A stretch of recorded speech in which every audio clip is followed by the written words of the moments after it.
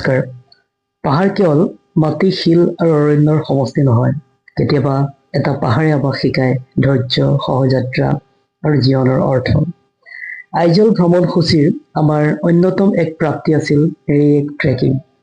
আইজল চহৰৰ পৰা প্ৰায় 25-30 কিলোমিটাৰ মান নিলগত অৱস্থিত ৰেক অভিমুখে আমি 13/7/2026 তাৰিখে পুৱা 8 বজাত ৰাওনা হৈছিলোঁ। পাহাৰৰ বুকুৰ একা-বেকা পথ, চাৰিওফালে সেউজীয়া অৰণ্য, কেতিয়াবা মেঘে ঢাকি পেলাই পথ, কেতিয়াবা আকৌ কুঁৱলীৰ আঁচল আঁতৰাই প্ৰকৃতিয়ে দেখুৱাই দিয়ে পাহাৰৰ অপূৰ্ব সৌন্দৰ্য।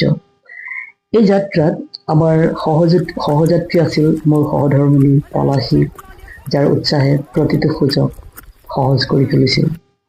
আছিল আমাৰ কন্যা সমৃদ্ধি, সৰু সৰু খোজেৰে পাহাৰৰ পথ জয় কৰাৰ এক সৰল অথচ মোৰ বাবে অনন্য সুখৰ পৃষ্ঠা।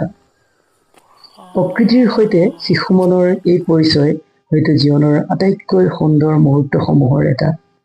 আমাৰ সৈতে আছিল মোৰ সন্মানীয় শিক্ষক লক্ষ্মীনন্দন বৰগোহাঁই ছাৰ। পাহাৰৰ পথত তেখেতৰ অভিজ্ঞতাই যথেষ্ট কামত দিছিল। লগতে আছিল বিশিষ্ট লেখিকা জুৰি বৰা বৰগোহাঁই বাইদেউ, আছিল মাজুলী মহাবিদ্যালয়ৰ সহকাৰী অধ্যাপক নৱজিৎ চেলেংদা। সাহিত্য, জীৱন আৰু প্ৰকৃতিৰ বিভিন্ন আলাপ আলোচনাই এই ট্ৰেকিঙক কেৱল এক ভ্ৰমণ হিচাপে নহয়, এক স্মৰণীয় অভিজ্ঞতা হিচাপে গঢ়ি তুলিছিল। ট্ৰেকিঙৰ পথটো বৰ জটিল নহলেও একেবাৰে সহজ নাছিল। প্ৰথম উঠি যাওঁতে এনে লাগিছিল যেন আমাক এফালে অহৰহ টানি আছে। কিছুমান খোজ আছিল ভয় লগা, কিন্তু ঠিক জীৱনৰ দৰে কঠিন পথৰ শেষতে অপেক্ষা কৰি থাকে আটাইতকৈ সুন্দৰ দৃশ্য। আমি সকলো খোজতে সাৱধান হৈছিলোঁ। অৱশেষত যেতিয়া আমি ৰেকৰ শিখৰৰ ওচৰত উপনীত হলো, মই আৰু মোৰ ছোৱালী শিখৰলৈ নোযোৱাৰ সিদ্ধান্ত ললো। ছাৰ, বাইদেউ, নৱজিৎ আৰু পলাশীকল আমি য'ত থিয় হৈছিলো তাৰ পৰাই আমাৰ সন্মুখত মুকলি হৈ পৰিছিল দূৰলৈকে বিস্তৃত পাহাৰ, মেঘৰ সাগৰ, শীতল বতাহ, মিজোৰামৰ অগণন পাহাৰৰ এক মোহনীয় দৃশ্য। সেই মুহূৰ্তত উপলব্ধি হৈছিল গন্তব্যস্থানত উপনীত হোৱাটোৱে যাত্ৰাৰ একমাত্ৰ উদ্দেশ্য নহয়।